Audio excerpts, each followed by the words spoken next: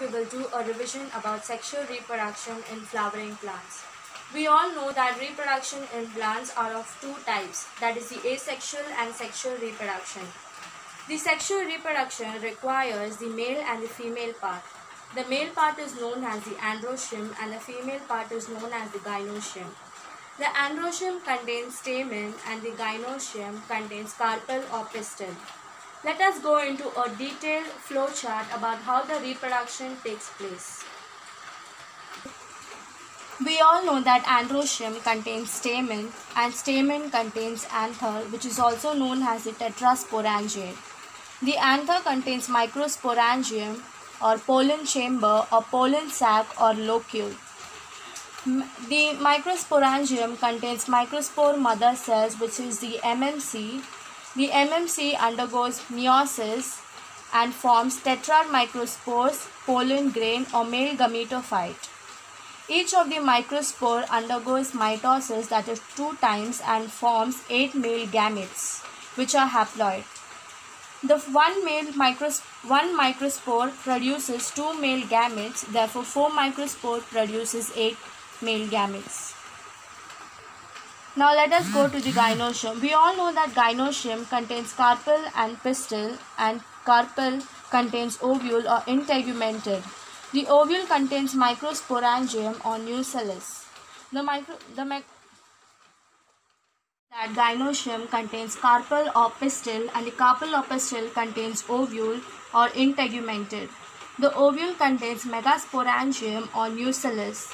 The megasporangium contains megaspore mother cell, which is the MMC, which undergoes meiosis and forms the tetrad megaspore, from which the 3 will get degenerated and the remaining 1 cell will undergo mitosis, that is 3 times. The cell formed after the mitosis is known as the embryo sac or the female gametophyte, from which we get the female gametes, which is haploid. And the male gamete is also haploid. Both will come together and form diploid zygote. Go into the male reproductive part. We all know that the androecium contains stamen. Now we will look into the structure of the stamen.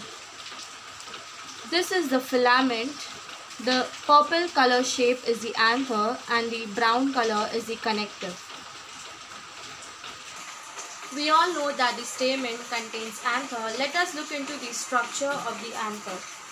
Let us take our hands as the anther, which when we bisect it, we get 2 lobes. This is 1 lobe and this is 2 lobes, the second lobe. Therefore, it is known as anther is bilobed. When we look into the one of the lobe, we get 2 microspores. When these microspores are fused, they are known as theca. And another one is also fused, that is also known as theca. When both of them are together, then we tell them as dithecous, and they are also tetrasporangiate because there are 4 cells. Therefore, it is said to be that anther is bilobed, dithecous and tetrasporangiate. Let us look into the structure of the microsporangium. This is the microsporangium, which contains spores, which is the MMC, which are diploid. These spores are made up of sporogenous tissues, which are made up of MMC. Let us look into the layers of anther. The outer layer, which is the pinkish color, is the epidermis. Then the inner layer is known as the endodermis. Then the inside layer is known as the middle layer, which is multi-layered. The layer around the microsporangium is known as the tapetum. The function of tapetum is nourishment and secretory in nature. The nourishment, it provides nourishment to the MMC or PMC. The PMC means pollen mother cells or sporogenous tissues. The function of secretory in nature, it produces sporopollenin, a chemical which is used to form enzyme. Now we will look into the structure of the pollen grain. The outer part, which has interval gaps, is known as the exine, which is the covering of the pollen grain. The inner covering of the pollen grain is known as the intine, which is made up of cellulose pectin. The intervals, is known as germ pore. The inside structure of the pollen grain contains two cells, that is the small cell and the large cell. The small cell is the generative cell, which generates male gametes by mitosis, that is 2 times, which we have already seen. The second one is the large cell, which is the vegetative cell or the tube cell, which helps in nourishment or growth of pollen tube. Now we will learn about the female reproductive part, which is the ovary, which contains the ovule, and this is the structure of the ovule. The inner brown color part is known as the nucellus or megasporangium, and the orange color part, which is the inner part, is known as the inner integumented, and the outer part is known as the outer integumented. The upper part is known as the microphyll or microphylar end, and the lower part is known as the chalazal end, which is the base of the ovule.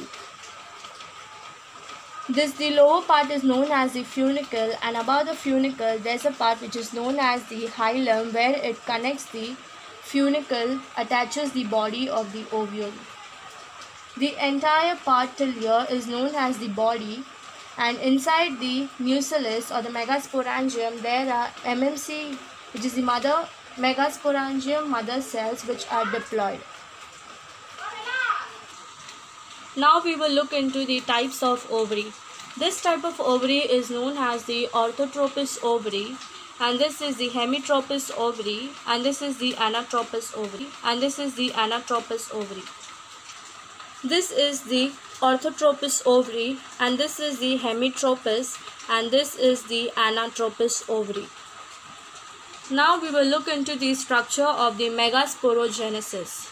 We all know that this is the nucellus or megasporangium, or this is the inner integument, and this is the outer integument. This part is known as the chalazal end, and this part is known as the microphylar end. We all must have known that this is the anatropous ovary. One of the MMCs towards the microphylar end differentiates to undergo meiosis. Now we will look into the process of meiosis. We all know that this is an anatropous ovary, which this is the chalazal end and this is the microphylar end. The anatropous ovary inside the nucellus contains diploid cell, which undergoes meiosis and produces tetrad megasporangiate, from which the 3 will get degenerated and 1 will survive, which is at the chalazal end. The one which survives undergoes 3 times mitosis. In the first mitosis it produces 2 nuclei, and in the second mitosis it produces 4 nuclei, and in the third mitosis it produces 8 nuclei. The 4 will go near the chalazal end and the 4 will come near the microphylar end. Then we look into the rearrangement of the cells, from which the one from the chalazal end and one from the microphylar end come into the central and form the central cell. Now we look into the structure of the rearrangement. These 3 cells which are at the chalazal end are known as the antipodal cells, and the 2 cells at the microphylar end is known as cyanogytes, and the middle one, which is the female gamete. The cell in the central is known as the central cell, which are the 2 polar nuclei, and when they are fused they form secondary nucleus, and this is the embryo sac. Now we will look into the process of double fertilization. Now when the pollen tubes enters into the style, it carries a tube cell and 2 male gametes which are non-motile. That is, they cannot move on their own. Now these tube cells will enter into the embryo sac. There are 3 ways of entering into the embryo sac. The first way is the porogamy, where this is the pollen tube, these are the central cells, and this is the outer integument and inner integument. The pollen tube which entering the embryo sac through the microphyll is known as porogamy. The second type is mesogamy, from where the pollen tube is entering the embryo sac through the integument. And the third type is the chalazogamy, where the pollen tube is entering the embryo sac through the chalazal end. Now this is where the actual double fertilization takes place. We have taken the condition of porogamy, where the tube cell containing the two male gametes is entering the synergids. When it enters the synergids, it absorbs all the nutrients of the synergids, it gets swollen and it bursts out, and it results into the release of two male gametes.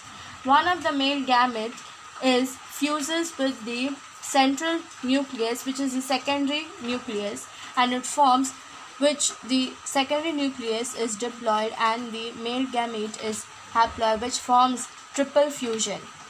And the second male gamete fuses with the female gamete, which is the highlighted part, and the first male gamete fuses with the female gamete and forms zygote. The process is called syngamy. Syn means fusion and gamy means gametes. Therefore, the entire process, that is the transportation of male gamete to the female gamete, which are non-motile, are called syphonogamy. Thank you. Now we will look into the process of double fertilization. When the pollen tube enters into the style, which contains the two male gametes which are non-motile and a tube cell, and this pollen tube enters into the embryo sac, that is the ovule, and there are three ways of entering into the embryo sac. The first way is porogamy. In porogamy, the pollen tube enters the embryo sac through the microfilar end. In the second way, that is the mesogamy, the pollen tube enters the embryo sac through the integument. In chalazogamy, the pollen tube enters the embryo sac through the chalazal end. Now we will look into the actual process of double fertilization. We will take the condition of porogamy, where the pollen tube is entering the embryo sac through the microfilar end. When the pollen tube is entering into the one of the synergids containing two male gametes which are non-motile, when it enters, it absorbs all the materials of the synergids, all the nutrients, and it gets swollen and it bursts, which results into the release of two male gametes. One of the male gamete fuses with the secondary nucleus, which is diploid, and the male gamete, which is haploid, and produces triple fusion. And the second male gamete fuses with the female gamete, which is the highlighted one, and it forms zygote. This process of the fusion of the male gamete with the female gamete is known as syngamy. Syn means fusion and gamy means gametes. The entire process, that is the transportation of the male gamete to the female gamete which are non-motile, are called syphonogamy. Thank you.